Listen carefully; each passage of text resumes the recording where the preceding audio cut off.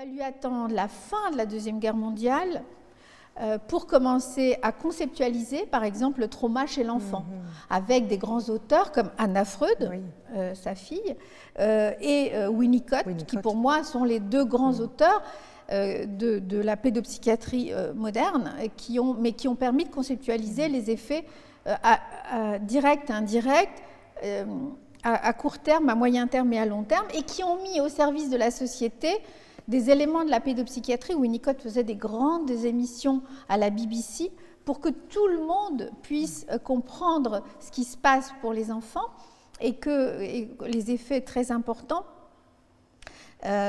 les effets de la guerre sur les enfants, et on peut le dire aujourd'hui pour les enfants ukrainiens comme pour plein d'autres guerres qui ont eu lieu entre-temps, dans différents contextes. Il y en a encore d'ailleurs en ce moment, bien sûr. C'est des effets directs, c'est-à-dire comme les adultes, ils ont les effets sur eux. Mais encore aujourd'hui, vous avez l'impression qu'on prend peu en compte la souffrance psychique des enfants dans ce cadre-là? Oui, alors juste les effets directs du trauma, des événements, de la violence. Et puis les effets indirects, c'est que leurs parents, eux aussi, sont touchés. Ils n'arrivent pas à s'occuper d'eux correctement. Et puis la société non plus n'arrive plus à assurer sa fonction de protection. Et c'est pour ça que Winnicott a fait ses émissions et disait on fait de la psychothérapie païenne, c'est-à-dire tout le monde peut, ce que nous avons appris, je peux vous l'expliquer. Pour transmettre en fait pour le plus largement possible. Pour que tout le monde s'occupe des enfants. Et oui, je disais que, et même dans les ONG, figurez-vous que nous avions beaucoup plus de mal à financer des programmes pour les enfants que pour les adultes d'une certaine façon. C'est-à-dire que la prise, parce que c'est une sorte de prise de conscience que les enfants, ils sont vraiment touchés. Et ils sont touchés pour aujourd'hui et pour demain.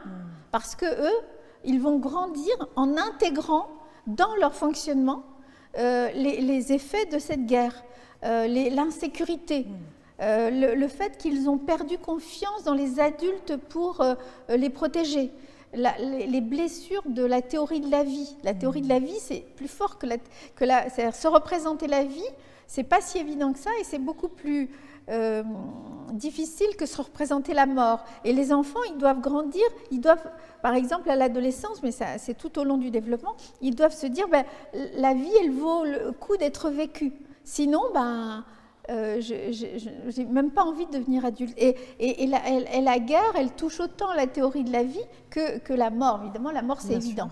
Et oui, il y a une difficulté, je pense, à penser et à se mettre à hauteur d'enfants pour les soigner.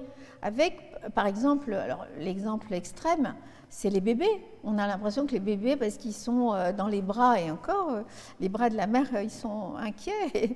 Bien sûr qu'ils ont des effets directs et indirects de la guerre. Donc oui, ça reste quelque chose qu'il faut défendre, aussi bien dans nos sociétés, où nous savons que la pédopsychiatrie est en crise, que dans combien de pédopsychiatres ou de psychologues qui s'occupent des enfants il y a dans tel ou tel pays du Sud, souvent très peu. Donc il faut que plein d'autres personnes prennent en charge cette santé mentale, et d'où et ça aussi c'est un des objectifs de la clinique transculturelle, de développer des outils que tout le monde puisse utiliser et qui ne soient pas simplement traduits dans une langue, en swahili, en peul, en pachtou, mais qui soient aussi contextualisés, c'est-à-dire qu'ils puissent, qu'ils soient adaptés, qu'ils prennent en compte le contexte et donc aussi les richesses de ceux qui sont là à s'occuper des enfants.